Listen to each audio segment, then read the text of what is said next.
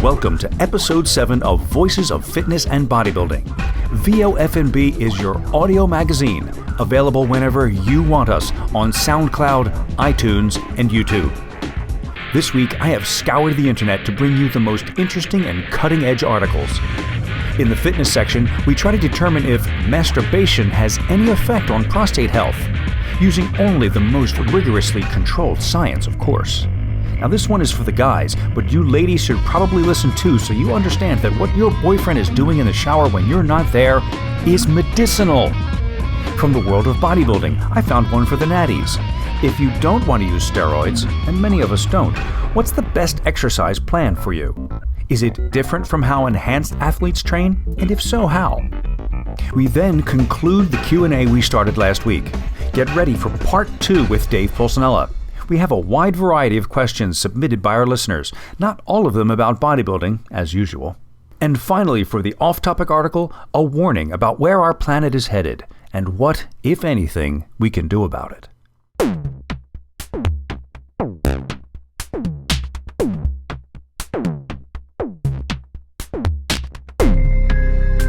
One of the most common killers of men after cancer and heart disease is prostate cancer.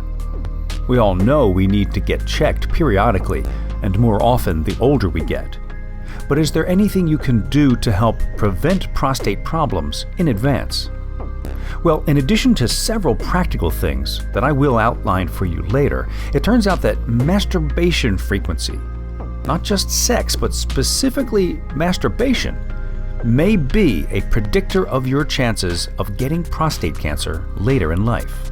But as is usual with these kinds of studies, it's not as simple as you might think to assign a cause and effect. So this article is called Masturbation and Prostate Cancer Risk by Daniel J. Denoon, posted January 27, 2009 on WebMD. Frequent masturbation in young men is linked to higher risk of early prostate cancer, but it lowers prostate cancer risk for men in their 50s, a study shows. High levels of male sex hormones, or androgens, may increase a man's risk of prostate cancer. But different studies of this question, done in different ways, have reached different conclusions. To look at the question in a new way, a team of researchers at England's University of Nottingham looked at whether men with more intense sex drives were at higher risk of prostate cancer. Pulcinella Dimitriopoulos, Ph.D., Rosalind Ellis, Ph.D., FRCP, and Kenneth R. Muir, Ph.D., obtained detailed sexual histories from 840 men. About half the men got prostate cancer by age 60, and about half did not have cancer. The findings were surprising. Sexual intercourse did not affect prostate cancer risk, but frequent masturbation did, in different ways, at different times of life. Quote, frequent masturbation during men's 20s and 30s increased their risk of prostate cancer, Dimitriopoulos tells WebMD. Quote, but men in their 50s who masturbated frequently had decreased risk. Now, of course, masturbation frequency is relative. For men in their 20s, frequent masturbation was 2 to 7 times per week. Compared to same-age men who reported masturbating less than once per month, 20-something frequent masturbators had a 79% higher risk of prostate cancer by age 60. For men in their 50s, frequent masturbation was 1 or more times per week. Compared to same-age men who reported never masturbating, 50-something frequent masturbators had a 70% lower risk of prostate cancer. So what's going on? The study wasn't designed to answer that question, but Dimitriopoulos and colleagues have some theories. They suggest that young men, genetically predisposed to have hormone-sensitive prostate cancer, will be at higher risk if their bodies naturally produce high levels of male hormones, the same hormones that give them an intense sex drive. So it's not the masturbation itself that's increasing prostate cancer risk in young men. More masturbation may just mean more sex drive and more androgens bathing prostate tissues. But that's not the case for older men. Dimitriopoulos suggests that in older men, masturbation itself may actually be helpful, ridding the prostate gland of fluids that may contain cancer-causing substances. Quote, in mature age, it may be more important that toxins get flushed out of the system, she says. Quote, and because the masturbation frequency was not as high in the men's 50s as it was in their 20s, even low levels of masturbation in the 50s has a protective effect. These are just theories, of course, Dimitriopoulos warns.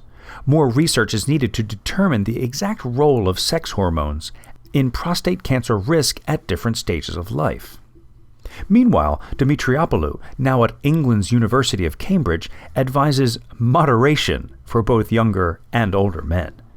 Quote, it is kind of logical that a moderate level of masturbatory activity has to be maintained, she says. Not too much, and not none at all. So, based on my own personal history, I'm not sure whether or not to be hopeful. The one thing I want to point out, though, and this is a problem with many studies of all kinds, is that the media like to splash sensationalist headlines around that misrepresent the cause and effect of the studies. So, for instance, with this one, it's very tempting to say that masturbation is the cause of or the preventative for prostate cancer, but really that's not what the study is saying at all.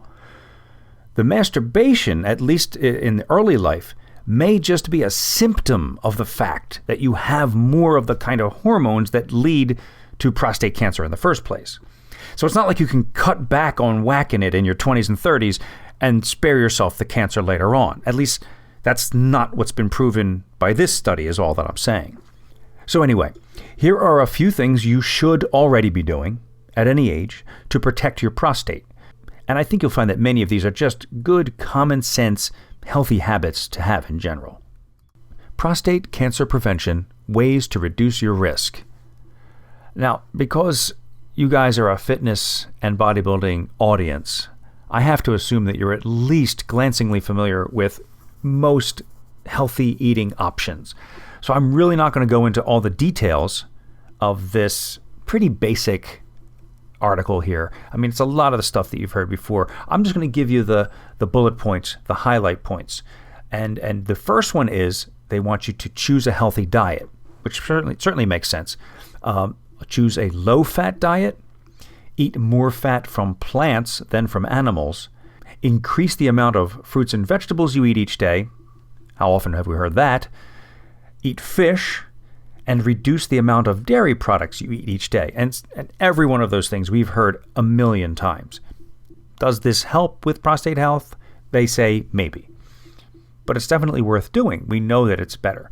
And the other one is just to maintain a healthy weight. Men who are obese with a body mass index of 30 or higher may have an increased risk of prostate cancer.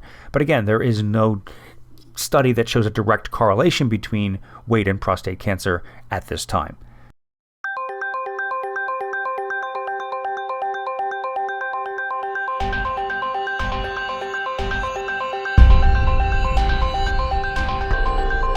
We've talked on this program before about steroids, how to use them, where to get them, how to know if they are fake, etc., etc. And if you've listened to me for any length of time, you'll know that I believe they should be legalized. And I see no problem with using chemical enhancements to push the envelope and alter the human body. In fact, on my Mike Pulcinella YouTube page, I have a 7-minute video that outlines my argument for steroid use. You should check it out if you're interested in that topic. But having said that, I don't use steroids myself, and I have no desire to. There are millions of bodybuilders out there who feel the same way. So, knowing how steroids work, the question arises, should those who are training without them train the same way as steroid-enhanced bodybuilders? Alex Kickel, writing on tnation.com, thinks they should not. The article is called The Best Damn Workout Plan for Natural Lifters. If you're a natural lifter, you can't train like an enhanced bodybuilder or action movie star. And if you have average genetics, you can't train like a genetic freak. Sure, it's tempting to copy the training programs of those we admire, but always chasing the next star program will get you nowhere. So how should natural lifters train to get the best results? Well, basically like this. 1. Do a push-pull split, or push plus quads / pull plus hamstrings, 6 days a week. 2. With that amount of frequency, you only need 1 exercise per muscle group, and 3 total sets. 2 sets of moderate intensity to get ready, then 1 hard set. 3. Use different methods and exercises on the 3 different weekly workouts. The most common mistake made by those who don't use performance-enhancing drugs is doing too much volume. The whole purpose of training to build muscle is to trigger protein synthesis. Once it's been triggered, there is no added benefit in continuing to punish a muscle. It will not grow more. In fact, it might even lose size. The key to growth is to have a big difference between protein synthesis, building muscle, and protein breakdown, mobilizing amino acids from muscles for energy. The more volume you do, the more protein breakdown you get, and you don't want that. To maximize growth, frequency is king. To maximize growth, frequency is king. That not only applies to how often you train a muscle per week, but also the number of training sessions you do per week. Frequency is crucial for the natural lifter because the actual training session is the stimulus to trigger protein synthesis. In other words, the workout itself is what puts you in anabolic mode, whereas the enhanced bodybuilder doesn't need to use the workout as a trigger. The enhanced lifter is in anabolic mode 24 hours a day. So the more often you train, the more your body stays in an anabolic state, and the more muscle you'll build. But don't forget that frequency and volume are inversely related. Remember, you can't do a high volume of work if you have a high frequency of training when you're natural. Frequency works better than volume. Hitting a muscle 3 times per week is the optimal frequency for a natural trainee, with a low volume to compensate for the increase in frequency. Train 6 days a week, doing short, low-volume workouts, hitting half the body each time. That's the only way to get the optimal frequency without the excessive cortisol release. So the best split, both physically and psychologically, is the push-pull split. The pulling muscles are the hamstrings, back, and biceps. The pushing muscles are the quads, pecs, delts, and triceps. Each push or pull workout will have 4 exercises, 1 per muscle group, and 2 for back since it's made of many different muscles. Workout A might look like this. Workout A, the pull workout. A hamstring exercise, a lats / back width exercise, a rhomboids / rear delt exercise, and a biceps exercise. Workout B, the push workout, could go like this. A quad exercise, a pec exercise, a delt exercise, and a triceps exercise. You do 3 pull workouts and 3 push workouts 3 times per week, using different exercises at every workout. While you can use any exercise you want, when possible I like to use 2 multi-joint exercises and 1 isolation exercise. For example, our first hamstring workout of the week might consist of Romanian deadlifts, while the second might consist of lying leg curls. The third hamstring workout of the week, the isolation move, might consist of glute ham raises. You will do 2 preparation sets for each of the exercises. These are sets where you get the feeling for the weight and decide what training weight you'll use for the work sets. It also gets some blood in the muscle to increase the mind-muscle connection. These sets are not typical warm-ups. They're done with weights close to your working set weight, Or you can even use the same weight as your work sets, but just do fewer reps. Basically, your level of effort on these 2 sets is about a 7 out of 10. Then you'll do 1 all-out work set. This will use a special technique, which I will explain, and needs to be taken to technical failure. But don't go to the point where you need to cheat to get the weight up. These special techniques will only be used on the 3rd and last set of each exercise. So here are the special techniques for the all-out work sets. And there are 3 of them, and they're pretty interesting. 1. The heavy double rest pause. Pick a weight you can do around 4 to 6 reps with. Do your 4 to 6 hard reps, rest 10 to 15 seconds. Do another 2 to 3 reps, rest 10 to 15 seconds, and then try to get an additional 1 or 2 reps. Always use the same weight. You only do 1 set of this special method. 2. The maximum mTOR activation method. Here, the key is how you perform each rep. Accentuating the eccentric, negative, and loaded stretching are the contraction types that increase mTOR activation the most. So with this method, you'll do as follows. Lower the weight over a 5-second count while tensing and flexing the target muscle as hard as possible at all times. Hold the full stretch position for 2 seconds per rep. Do 6 to 8 reps like this, and on the last rep, hold the stretch position for as long as you can tolerate. Again, you only do 1 set of this special technique. And the 3rd technique is the 6-8-10 drop set. Start the set with a weight you can lift for 6 reps. Drop the weight down immediately by 25 to 40%, depending on the exercise, and do 8 reps with that new weight. Drop another 25 to 40% and perform 10 more reps. Rest as little as possible between the parts of the drop set. Only perform 1 set of this special technique.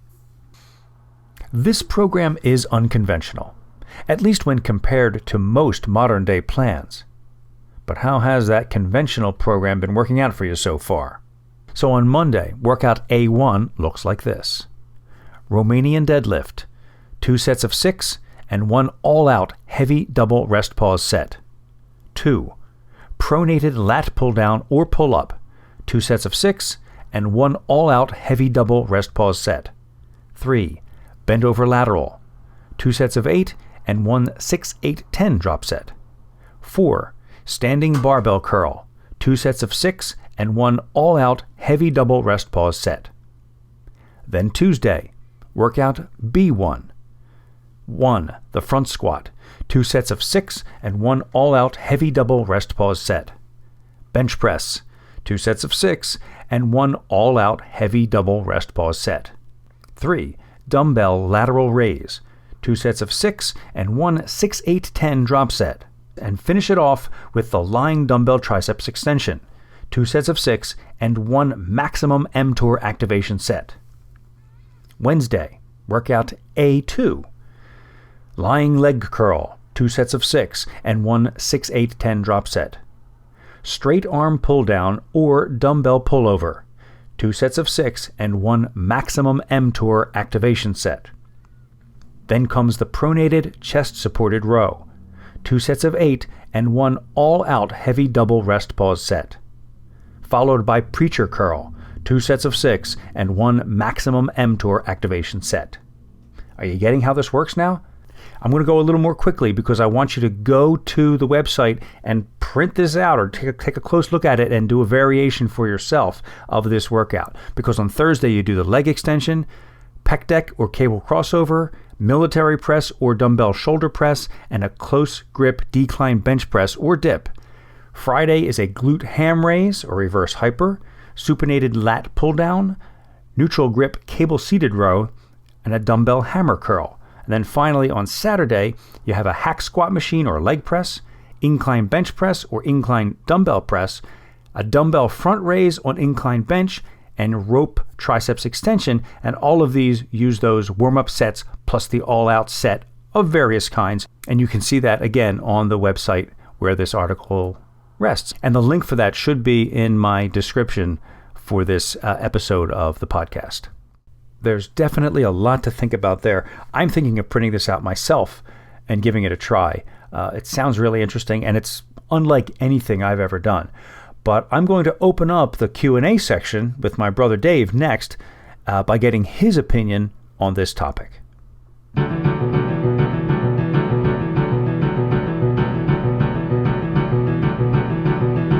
And so, right now, all the way from beautiful Delaware, Newark, Delaware, the black sheep of my family, my brother Dave.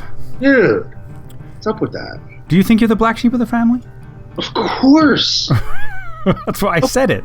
Chrissy is the whitest sheep there ever was. You're like a beige sheep. I thought I was the white sheep of the family. Oh, you're pretty white too. Yeah, what am I saying?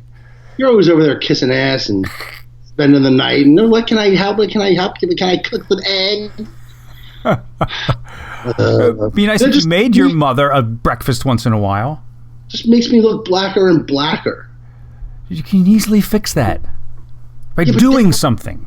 Then I wouldn't have the identity that I have being the black sheep. That's my identity now. I know, you're the bad one. Now I have to go with it. You're the bad one. I know. You're the bad brother. So now I'm the dumb one. The dumb one. Hardly. I'm the bad one. I'm the built one. Well, not anymore. I think you're bigger than me now. Hey, how about a quick catch up for everyone who is following what's going on with your leg? I mean, how are you doing since the last time we talked on the podcast? Dude, it's just got me in a deep depression. I'll tell you why. Like, systemically, this one has taken way more out of me than the first one. And it's kind of like, I remember, I'm thinking back to when I hurt the first one.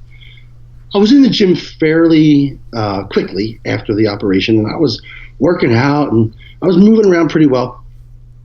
That first one wasn't quite all the way healed when I hurt the second one. Right. Which meant that I had to rely 100% on a not healed leg. Oh. And my body, physically and systemically, it takes energy to heal something that massively destroyed. And I had just been doing it for 6 months, and then a fresh one comes along and requires my body to do it now for another 6 months. And I'm not going to lie, between that and the stress it has caused with missing work, I feel systemically drained. Like, I can't, it's very difficult for me to move from place to place, to get the energy to get the fuck out of bed in the morning. Work drains me by the end of the day, and I'm not used to feeling that way. I know what you're saying, and maybe I mentioned this on the last podcast, I don't remember, but sometimes my lower back will go out. And just getting through the day, just forgetting about the pain of what's happening in my lower back, there is an added energy level because you're supporting yourself in different ways, and you're conscious of every movement all the time. So I get where you're coming from. Requires so much more effort for me just to get in a fucking car. Yeah. You should see me getting in the car with my brace on. It's seriously pathetic. And then walking from my car to like the PT place yesterday took me 20 minutes because there was ice and snow on the floor, on the ground. It's just, everything is so time consuming, so stressful. I'm thinking to myself yesterday, I'm walking to the PT, and there's sheets of, they haven't cleaned the parking lot yet. I was like the first appointment. There are sheets of ice and snow. There are footprints from the night before that are now holes. Yes. You know. So if you step in that, you're stepping in a hole all of a sudden. A slippery, icy hole. A slippery, icy hole. Any one of these things, singly or together, could take me out in a second if I don't even have to slip all the way to the ground. All I have to do is lose my footing with the bad leg and jar it like in one direction, like a foot, and it's done. It will re-break. We're at that point where some really crazy sudden shift, And I know that as I'm walking, and the parking lot is a mess. And I was really upset with them. How could they allow this parking lot to get like that when they have crippled people walking to and from that building? That's a really good point. I could not navigate it. I was scared shitless.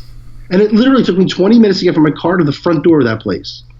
So things like that. And then by the time I get to the door, I'm not only physically run down, but I'm emotionally distraught at the prospect of what could have happened. And then I'm thinking, when my PT's done, I got to walk back out and back to my fucking car. So everything requires more energy, is a little more stressful. My training is literally nothing. I go in there, I try to do what I can. I'm in so much pain.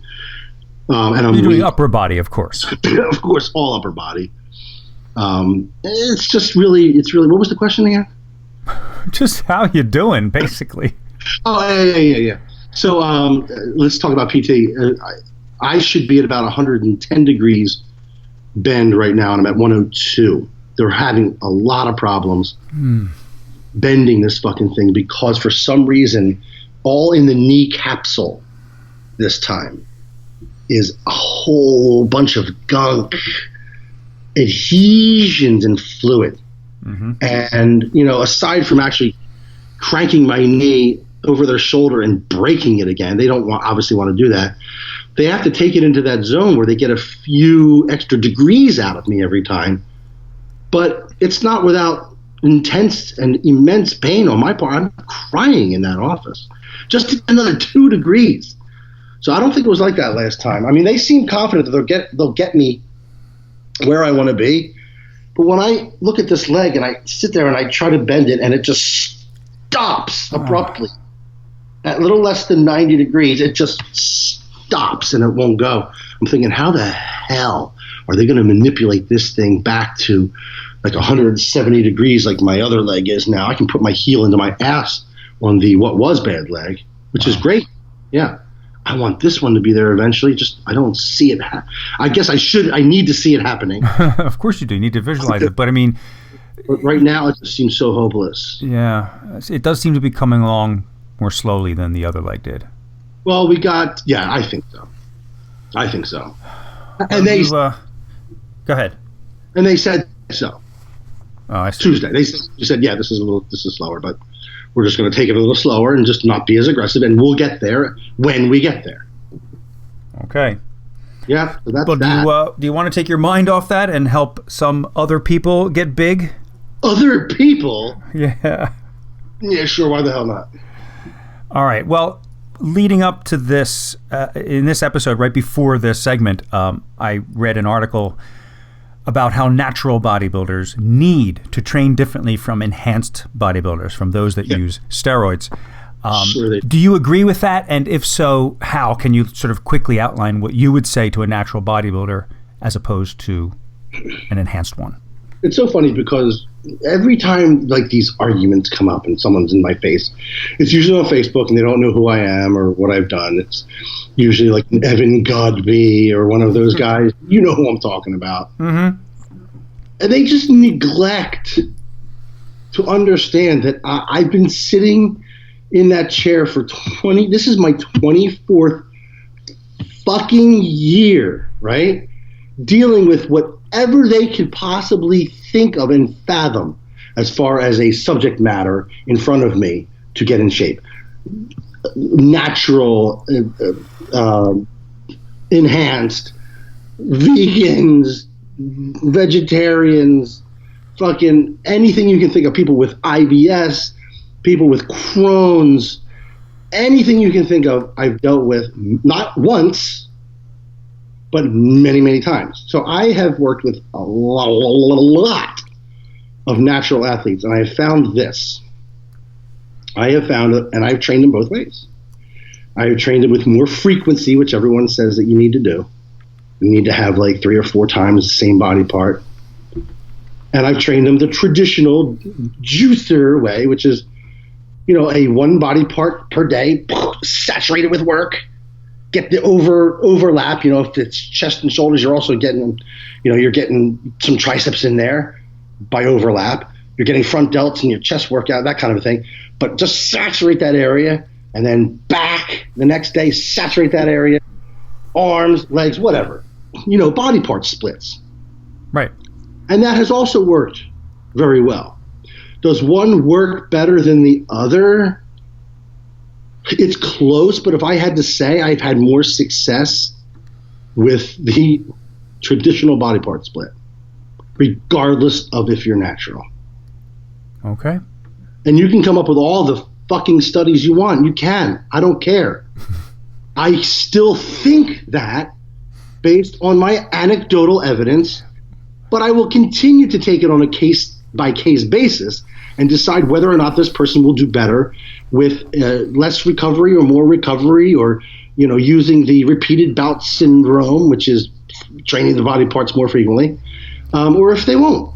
Well, what's funny is your incidents of anecdotal evidence add up to a hell of a lot more than any study has ever studied. Like, they're usually studying 10 or 20 people. You've got anecdotal evidence from hundreds of people. That's actually a quote of mine that I said to one of those guys one time. I said, how many anecdotal anecdotes does it take to trump a scientific study? Right. Like, if you see something 1,000 times, but a study of 10 people say something different, who's right? I said that to what's his name in the debate? Ian McCarthy? I said, dude, if I see something I put it at him. I said, if you see something 1,000 times and it works every time for 1,000 times, but you read a study that says it doesn't, are you going to stop doing that? And he said, no, I won't.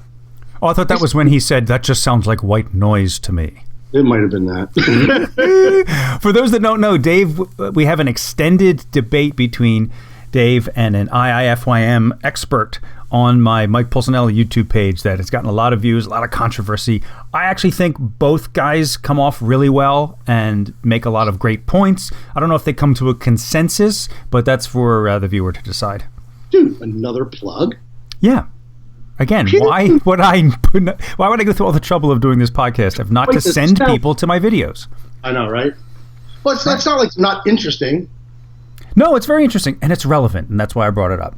It is relevant, and it's interesting. And I'm hoping that there are people listening to this podcast eventually who, aren't fans from way back, that we're pulling in some more people. Hopefully that will start happening, and we can send them back to watch some of the stuff that we've done, which I think is still relevant and still good. I definitely think Mom and Dad will listen. No, we've told Mom and Dad not to listen. Of course, this one isn't as bad as your previous podcast. No, it's not. Mom and Dad don't listen to any of our shit. Do that. No. They're our worst fans. It's the truth. We have the worst familial support ever. And we made a great movie out of it, a great documentary out of it. Out of that fact. What would that have been interesting if everyone supported us and everything was nice and copacetic? Absolutely not. No, and I've seen people try to make documentaries where the family members don't want to say anything bad about their ridiculous quest, and it comes off as boring, and it's not even true. You know that they're just complimenting the person because they love them. Mm-hmm. Boring. Can't watch it. All right, before we get into the Q&A from the fans, I have a question for you. I'm using my podcast for my own personal needs right now. Oh, cool. I have a question that's been kind of bugging me.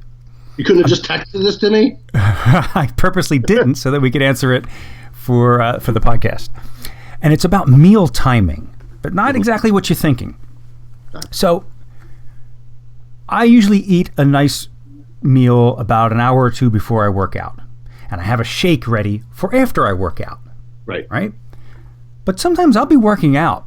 Like, I ate chili the other day at 11:30, and I'm working out around 1 o'clock. I'm burping up fresh. There's a pile of chili in my stomach. And when I'm done working out, I know that there's still a lot of food in my stomach, not yet digested or in the process of digestion.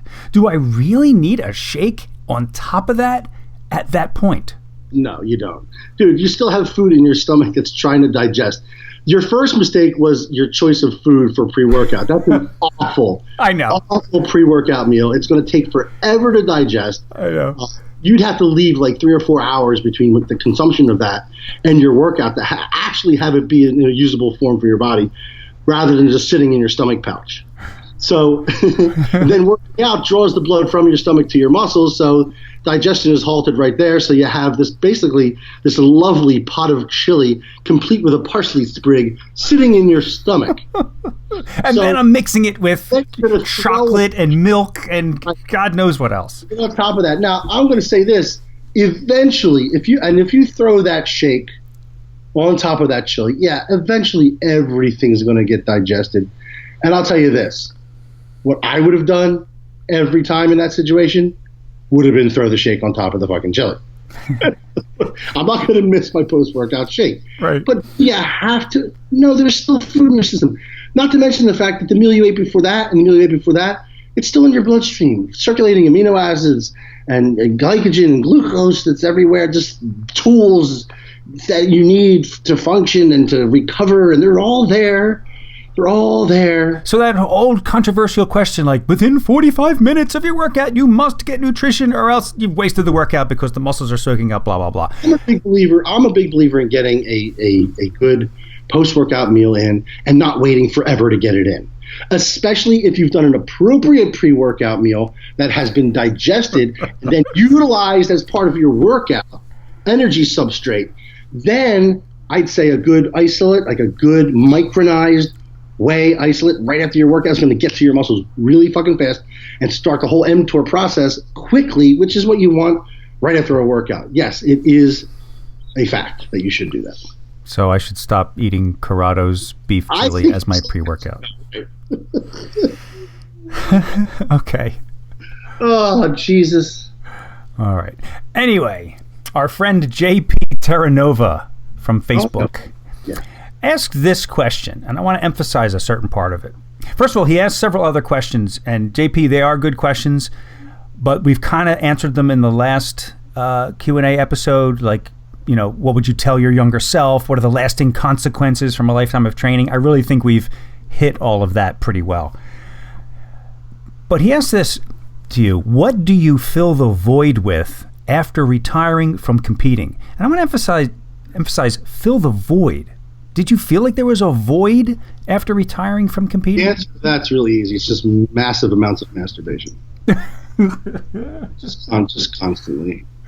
Once again, I ask our parents to not listen to this show. Oh, yeah, Mom, I'm just kidding. Not kidding. This will be the one she listens to. I've decided to listen to this podcast of yours. David! Oh, how cheap. There's no void. There's not a void. I wouldn't allow a void. I have too many things that I like to do and that are passions and interests. Like, for instance, since I've retired, first of all, there's not much difference in my daily routine anyway. I still eat 6 times a day. I still do cardio in the morning when I have 2 legs. I still do the weight training, and the only difference is I don't take it to the extreme and then put it on stage at the end of 24 weeks. So that's not a void. It's not like I stopped working. I know a lot of guys who retire and they do nothing. Yeah. They just don't work out. They don't, and they're fat and they look nothing like they used to. And that's not something that I've ever wanted to do. So even post-retirement, I still have the same kind of daily routine as far as my meals, and I like it, and I thrive on it. And I honestly, I enjoy living that way. And it's not as strict as it used to be. I'll go out to dinner. I have fun. I'll go to parties. But the general structure is still there because I enjoy it. Well, that's also true with, has been true in previous generations with men in general who retire from their careers and find themselves literally with nothing to do because they've never developed any other interests besides, you know, whatever their job was, which was important to them. Or maybe like golf or fishing, but then you can't golf or fish every single day. Oh, you can. I know people who do. Yeah? Yeah, I do. Oh my God. Every day. Well, that must be fun for them. I can't imagine doing that. I can. Just shoot me in the head with a carp. I don't like anything. I don't like many of the things that most men like. Fishing, gambling, cars. Sports, watching sports, cars, hunting, All of that stuff. Golf. Oh God, I couldn't stand it. I don't know what's wrong with me. When a party polarizes, when the men are all in the one room and then the females are in the other room, I'm usually in the room with the girls chatting about girl shit. Me too. And I've always done that, if you've noticed. I find the women much more interesting, and when they're not interesting, at least they're fun to look at. Okay, you have that variable, right? And talking about filling the void. If you've noticed, I'm sure you did. Actually, there's no way you haven't noticed. Right after I retired from competition, I went out and bought a 6-foot baby grand piano with the intentions of taking my music to a new place. And I wrote and recorded that album with your help. And those videos are on the Mike Pulcinella YouTube channel as well. The videos of Dave playing the piano. The ones where you learned those Gershwin preludes. These are very complex pieces for those that don't know them. Very difficult to play. And he learned them by ear. Blew me out of the water. I mean, that's definitely filling the void. That's definitely turning energy from one thing to another. For you to be able to figure out and then play those things really well was amazing to me. You know, when I got it in my head that I was going to learn all 3 of them, not just one, it became this passion. I had to see it through. And to be honest with you, in order to do that, in order to play all 3 Gershwin preludes, whether it's by ear or by whether you read music, it doesn't fucking matter. It requires every bit of what you got for the months that you're pursuing that. Mm-hmm. And that's it. It took me about, I think it was 4 or 5 months to learn and come close to perfecting all 3 of them. Well, it was pretty impressive. Only very, very few people can appreciate what would go into that. So I knew you could. Yeah, and you have to do all 3 because they really work as a set. They really belong together. Absolutely. All right, Les Breen asks, what things do you change in training/nutrition as you get older, like over 50, but still want to maximize gains? Well, you always want to maximize gains, right? That's a given. But what changes over 50? You're never at a point where it's like, okay, to maintain. I want to minimize gains. Or if you're a true bodybuilder, you never get to the point where you're sitting there like, yeah, how can I like tone this down a little bit? I mean, I want to lose a little bit of muscle, or just, I'm going to go into a maintenance phase. Nah, you always want to look a little better. You're always trying to grow. It's not always going to happen, especially as you get older. But having that mindset will certainly lead to a situation where you don't lose as much as you get older. Because if you're constantly trying to grow and you're reaching for the stars and you hit the moon, you're good. Right. So, having said that, what was the question again? What do you change in your training and nutrition over 50? Yeah, I've changed nothing. And that's why you're crippled. And this is I didn't get crippled in the gym. Keep that in mind. I did not get crippled in the gym. But I have changed nothing in my training because I don't have to. And the reason I don't have to is because I never trained like Dorian, like Levrone, where they use 1,000,000 pounds for like single, and Ronnie Coleman, right, for singles, doubles, and triple. I never trained like that. It was always 15 to 20 reps. It was always getting a pump. My form, while loose, was never, it was always controlled cheating. So these things really don't have to change. I sometimes temper the amount of weight that I use if I'm feeling a little pain in the joint or something, tweak a little bit. Put it this way, I'm more defensive in my training, and I will stop a workout if I feel like I tweaked something, whereas before I would probably just work through it. But other than that, my workouts are pretty much exactly the same. I still work out 4 times a week with the weights. It's still chest and shoulders on one day.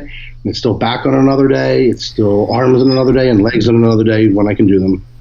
And our ability to metabolize food change as we get older. And maybe you and I haven't hit that yet because we're just in our 50s. But I think over 60 or so, you can't really digest as well anymore. Yeah, I don't eat nearly as much food as I used to. And I'm thinking to myself, man, I remember when I would eat a package, like an entire package of chicken breasts, just for my dinner meal. Then I'd have two chicken breasts for the 3 previous meals. And I'm thinking, there's no way I could consume that amount of protein in a day now. So my food, honestly, is probably a half of what it used to be when I was doing the Delaware and everything. But oddly enough, my weight is the same or more. So I don't know if I just don't want to bog my digestive system down like I used to. But I feel like if I was eating every 2 hours and just came out of the woodwork and start doing that again, right, and all that meat, I just feel like I would feel awful. And there's probably a physiological reason for that. Probably. Yeah. All health starts in the gut, and that is one of the things. Especially think of how much I've used my digestive system over the years, having it constantly break. There was never a moment when it wasn't breaking down food, because as soon as it was done, I'd introduce a new meal every 2 hours. So can you wear out your digestive system? You can wear out anything that's made out of meat. Seriously, anything that's made out of meat and hormones and enzymes can deteriorate, can disintegrate. Now, I do take digestive enzymes and probiotics. Okay. Is that going to bring you back to your digestive system of 27? No, probably not. Oh, good answer. Well, listen, we're actually coming up on our time limit for this segment. I want to stick in one more quick question, and then we're going to let these roll over. I've got a bunch more from Peter Grant, Jason Matthews, Steve Powell, another JP Terranova, and Chris Andrade for episode 8.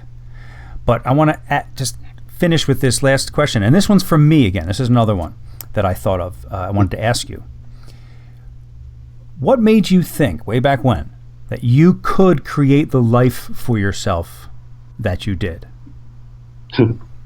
There was never a doubt that I could.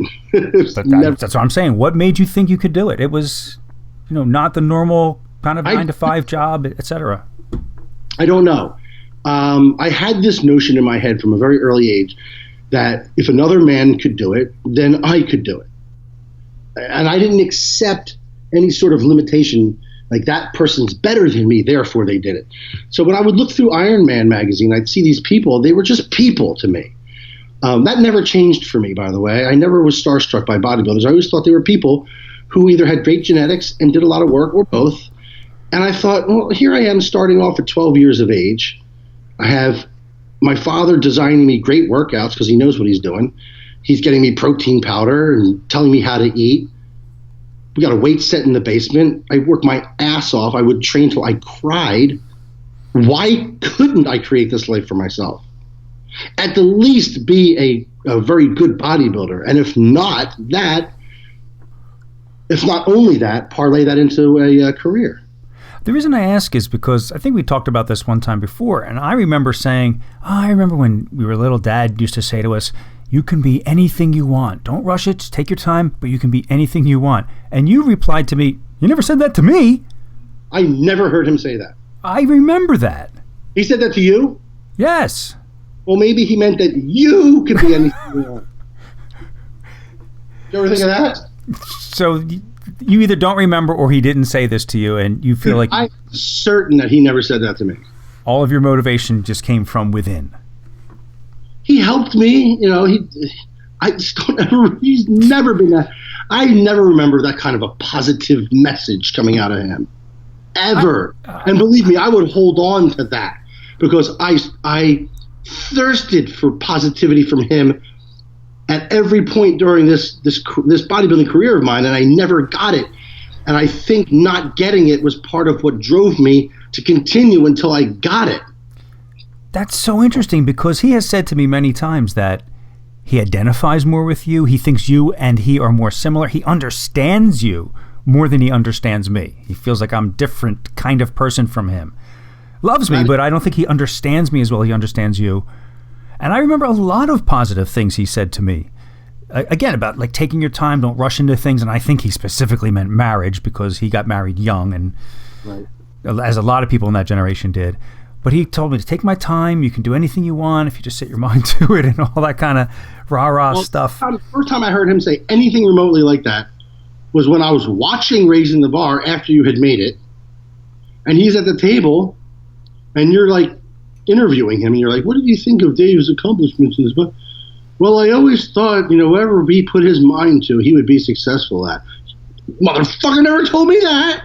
Well, wait a minute. Maybe he thought I needed the encouragement, but he thought that you didn't. He saw that you were shooting for something, and maybe he saw that I was a little aimless and needed some encouragement. Do you ever think of it that way? I would like to believe that theory. That's a good theory. It makes me happy to think that might be true. But I just think that he, I don't know. I just think he was underwhelmed with my choice of a sport and career, even though he did it when he was young. I don't know. Maybe we should get him on here sometime, although I don't know if he could navigate the technology. Well, recently he did say, either to me or around me, that he said it to me, that he wishes he had been more supportive of this whole thing. He had no idea how seriously I was taking it and how far I wanted to take it. He said it twice or three times he said that. Our dad is around 80 years old now. Not around. He turned 80 in December. And he's been voicing a lot of regrets to me lately. Yeah. I don't think he legitimately has as many as he thinks he does. But every time I talk to him, he comes up with a few things. I wish I had done this, or I wish I had done that. And I guess that's what happens around that age. Yeah. Because it's over. It's like you're not going to do them now. And you didn't do them. So then that becomes your legacy. One of the things he said, I want to apologize to your sister for a way that he felt he had wronged her years ago. And I reached out to her. I said, reach out to Dad because he wants to kind of apologize to you for that thing that happened. And she goes, he did that already. About 10 years ago, we went out to lunch. We worked it all. We forgot all about it. Oh, poor senile old man. All right. Anyway, on that note, we're going to wrap up episode 7 of Dave Q&A. We're going to roll over the questions into episode 8. So come back in 2 weeks, everybody. We're on a 2-week schedule now, every 2 weeks. And we'll pick it up where we left off. Thanks, Dave. Yep.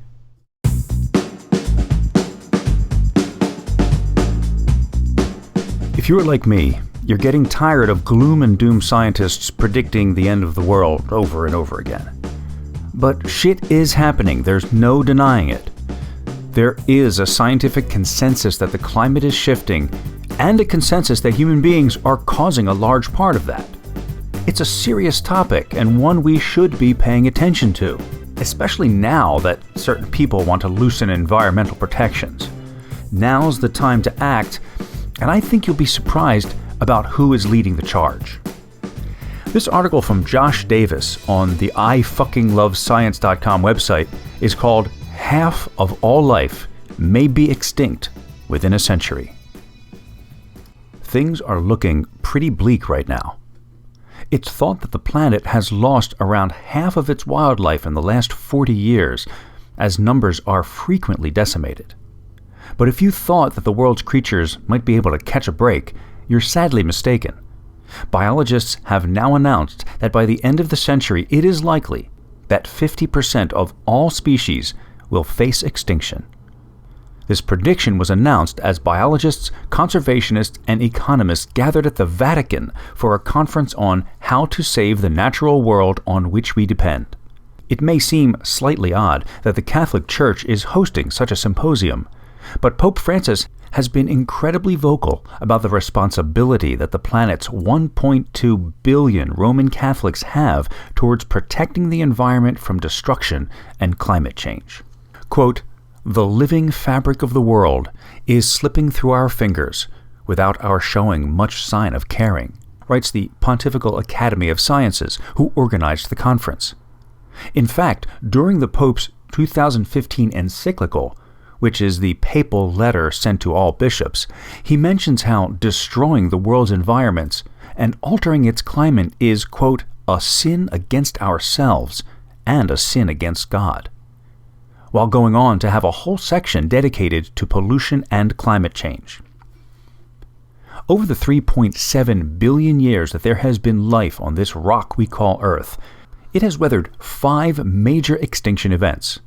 The worst of these, aptly called the Great Dying, saw roughly 96% of all life obliterated, while the last event is the one that caused the demise of the dinosaurs and the rise of mammals. It is now thought that we are well and truly into a 6th mass extinction event. But rather than being driven solely by climate or geological activity, this event is different. It is being caused by us. Now, species go extinct all the time, at a natural rate of about 5 or so per year. But since we have been cutting down forests, pumping carbon into the atmosphere, and dredging trillions of fish from the seas, this rate has ramped up to between 1,000 and 10,000 that natural rate. This has led biologists to suggest that if nothing changes, and everything continues as normal, man-made climate change, coupled with intense activities such as logging and mining, will mean that half of every single species living on this planet will be balancing on the brink of survival. They highlight not only the charismatic tigers and pandas, but the microorganisms, plants, and fungi that will also be wiped from the earth. There is, however, one controvertible measure that is sure to divide the church from the scientists, namely that of population control, with the Pope still staunchly anti-contraception. And that's where that article ends. Despite his waffling on one of the solutions to the problem, the whole contraception issue, damn that be fruitful and multiply passage, it is somewhat surprising to me that the Pope himself is leading this charge. Because some Christians, not all, but some, don't think we need to take care of the environment. Some feel that the world is coming to an end soon anyway, and I guess they think they will be raptured up and out of this mess. And some of them are our elected officials. Don't believe me? These are some excerpts from an article by Glenn Schurer on grist.org, grist.org. The article is called "Christian Right Views Are Swaying Politicians and Threatening the Environment." Now, here's just a few excerpts from this rather long and horrifying article. It's from 2004, so a few people have changed, but I don't think the situation has changed very much since then. Many Christian fundamentalists feel that concern for the future of our planet is irrelevant because it has no future. They believe we are living in the end times, when the Son of God will return, the righteous will enter heaven, and sinners will be condemned to eternal hellfire.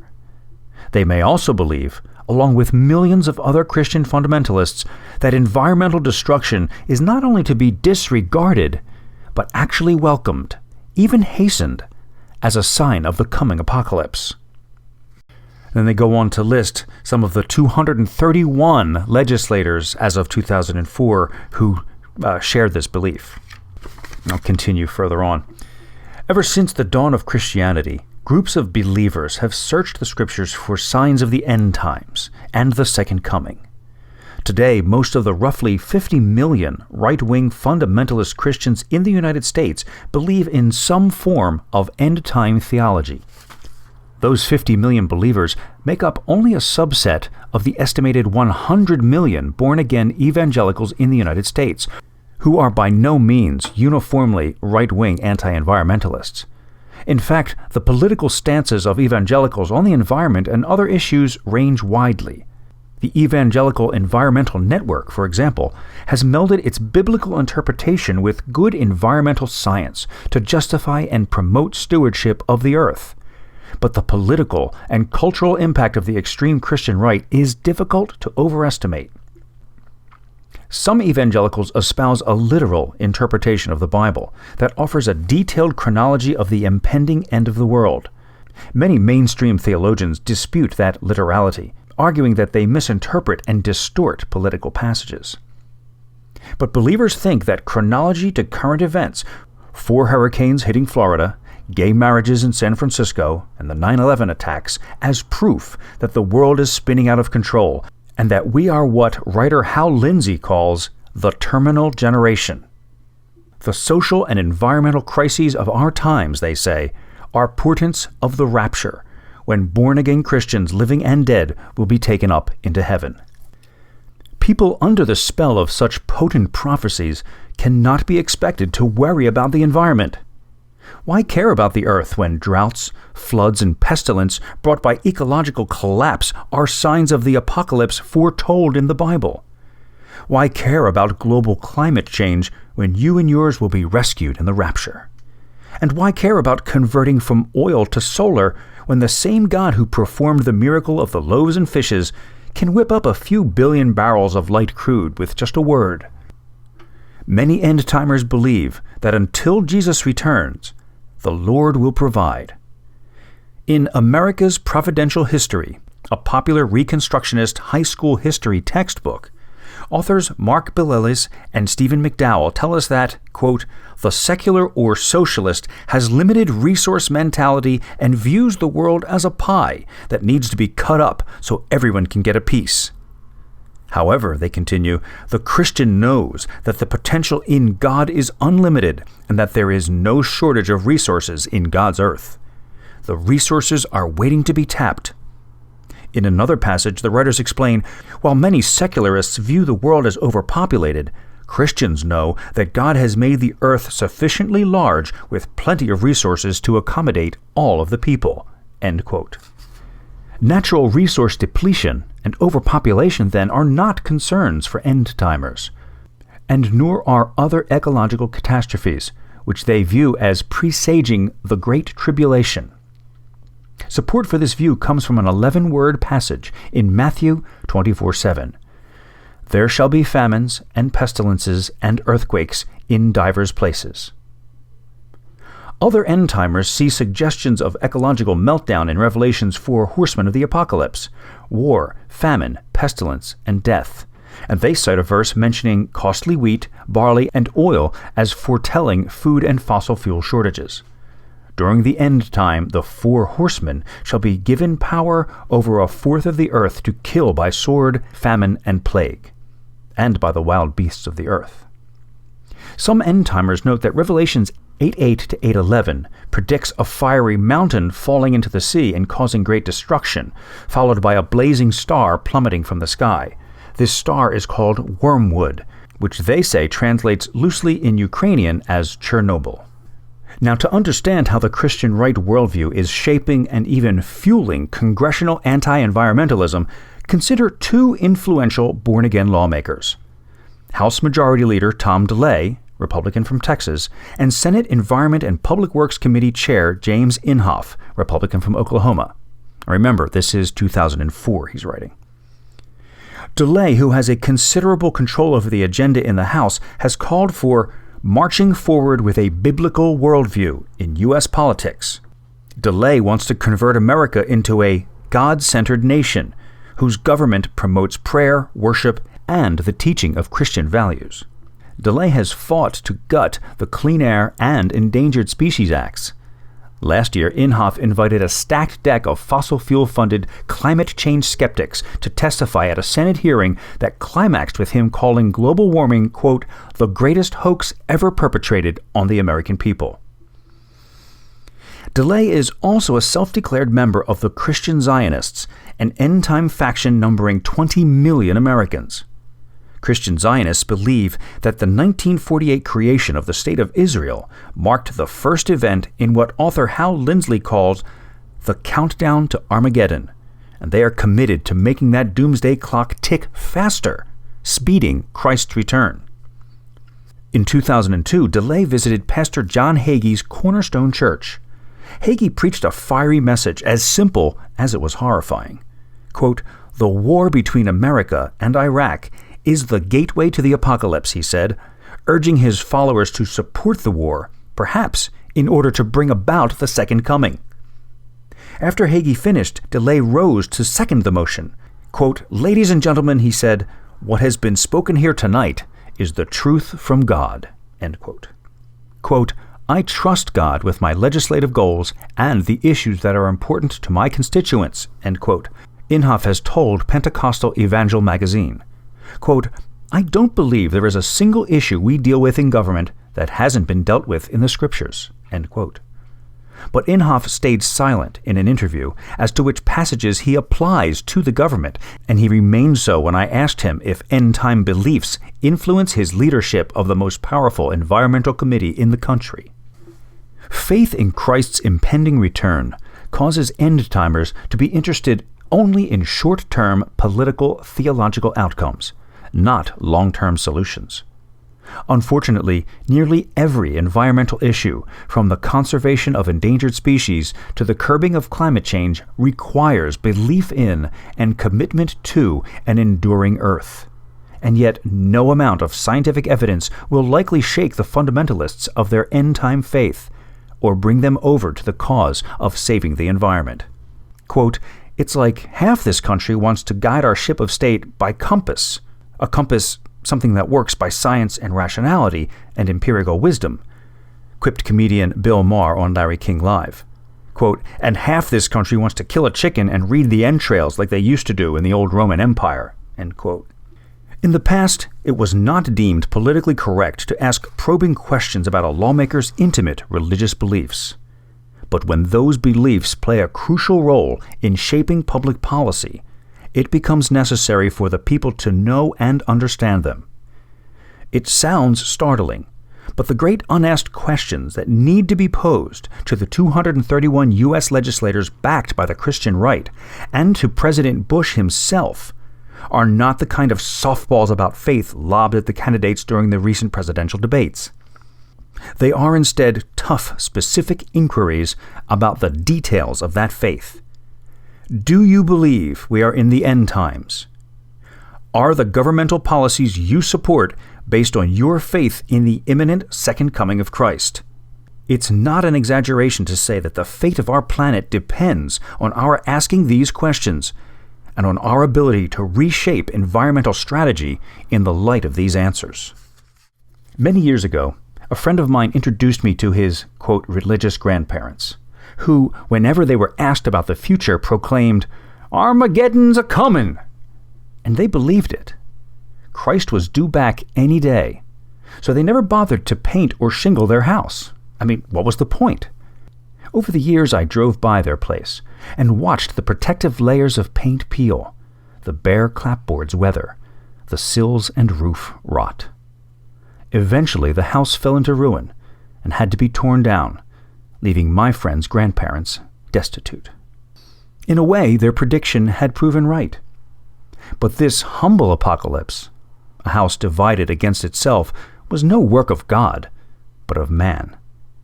This is a parable for the 231 Christian right-backed legislators of the 108th Congress. Their constituencies' cherished beliefs may lead to the most dangerous and destructive self-fulfilling prophecy of all time. And this, folks, is why we need to fight for the separation of church and state. I mean, that was 2004.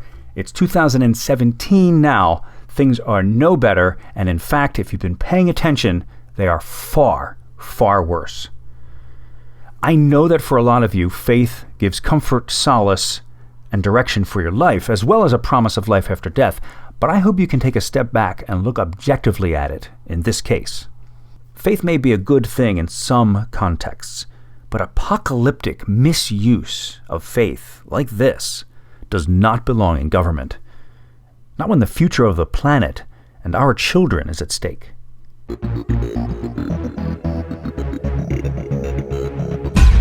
Thanks for listening to Voices of Bodybuilding. Just a reminder that you can send me articles to be considered for this podcast at mike@mikepulcinella.com. They can be articles you find or pieces you write yourself. So till next time, stay active and stay healthy.